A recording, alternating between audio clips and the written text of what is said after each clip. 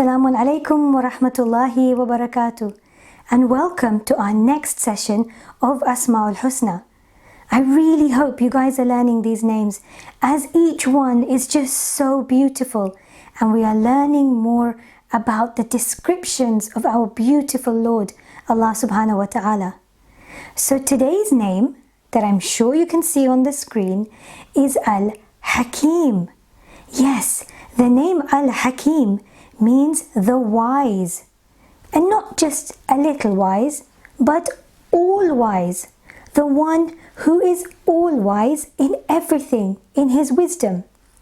So a question: what is the difference between having information, having knowledge, and having wisdom? Why is Allah subhanahu wa ta'ala referred to as the wise? So information anyone can get. Google has the answers to everything. Any of us can get those answers. The next step, knowledge, is about having that information and actually understanding it, understanding the information that we have gathered.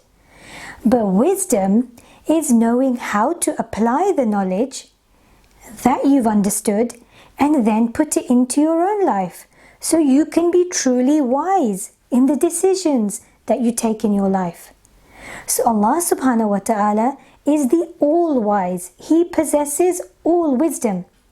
And when we understand that Allah subhanahu wa ta'ala is the all-wise, we then allow ourselves to follow His orders without even questioning why.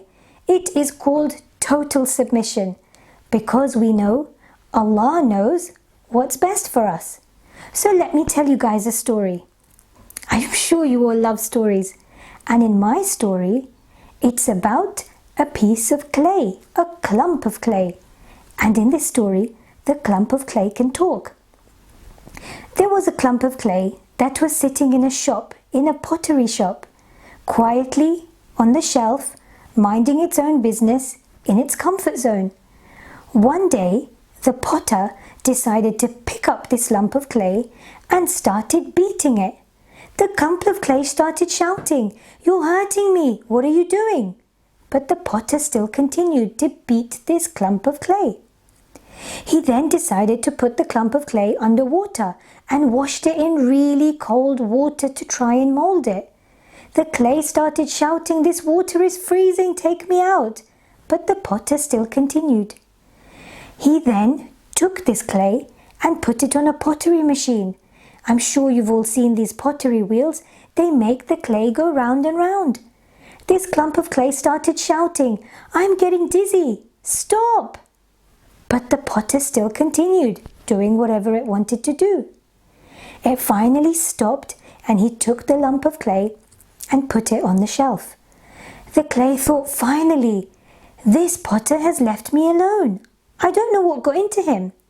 But a little while later, the potter picked up this lump of clay and put it straight into the oven, a really hot kiln of an oven. And this lump of clay starts shouting, "It's really hot in here. It's like a sauna. Take me out." But the potter didn't listen. He left him in there for quite a long time. A little while later, the potter took this lump of clay out of the oven and started painting it with all these different colors, and there were so many fumes and so many toxins coming out of these paints that the lump of clay started shouting, "These toxins and smells are making me sick. Please leave me alone." But the potter still continued. Finally, the potter took this lump of clay and kept it on the windowsill to dry.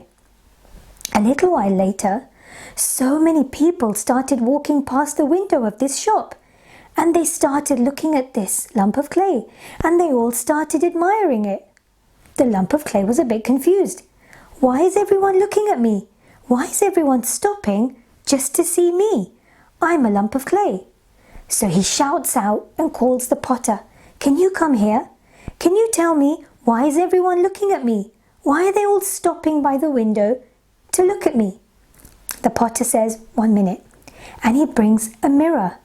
And he puts a mirror in front of this lump of clay. And do you know what the lump of clay had become?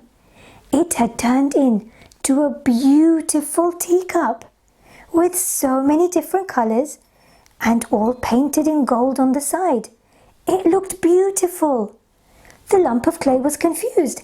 How did I turn into this beautiful teacup? How did that happen? The potter smiled and said, "Let me tell you. You were a lump of clay sitting in your comfort zone on that shelf. But I knew what your full potential was. I knew what you could become. But for me to allow you to become your full potential, to become this beautiful teacup, I had to take you through so many stages that I know you didn't like.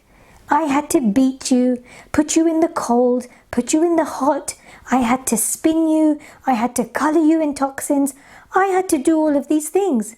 But I had to allow you to reach your full potential, and this was the only way to do it. You just had to trust the process to become the best version of yourself." Now, let's put this story into our life. Me and you are that lump of clay, and the potter is Allah subhanahu wa ta'ala. He knows what our full potential is. He knows what beautiful teacup we can become. But sometimes He needs to take us through so many processes that might be a little bit difficult to understand. But it's okay if we don't understand them, because Allah subhanahu wa ta'ala is our creator. He knows best, and He knows what our full potential is. And what do we need to do? We need to sit back, trust our creator, and trust the process. He knows what the best version of ourselves is.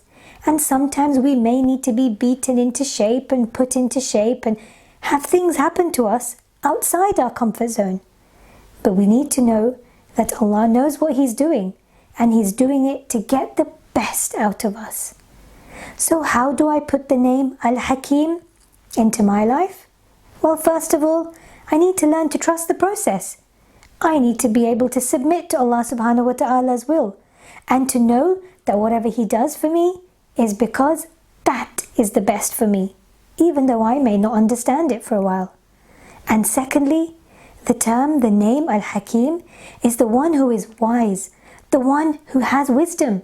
So we need to continuously try and seek knowledge, always try and apply it into our life and understand how we can put the knowledge that we have got to become wise individuals in this world.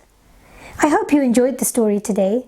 I did, and every time you look at a beautiful teacup, I want you to remember this story of how Allah subhanahu wa ta'ala is just trying to get the best out of us. Join me again tomorrow for a new name, same place, same time. Assalamu alaikum.